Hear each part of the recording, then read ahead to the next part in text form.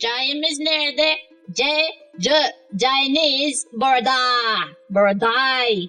We couldn't X the zh because the zh is connected to the y of Kazakhstan and we need to keep that intact.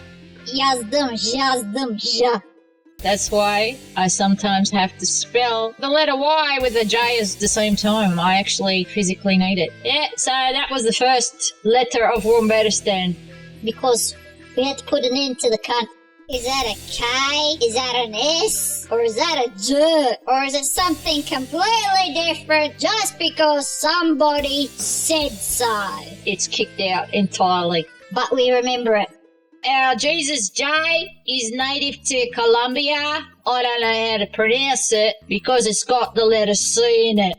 We had to notate it like that to indicate this is the direction that the language ended up travelling. So those who are trying to find their way back home can work out that this was a pit stop at some point. This is our red flag symbol for the other Turkistanis who are closer to Wombatistan. The J is still around. We just had to change the symbol for it.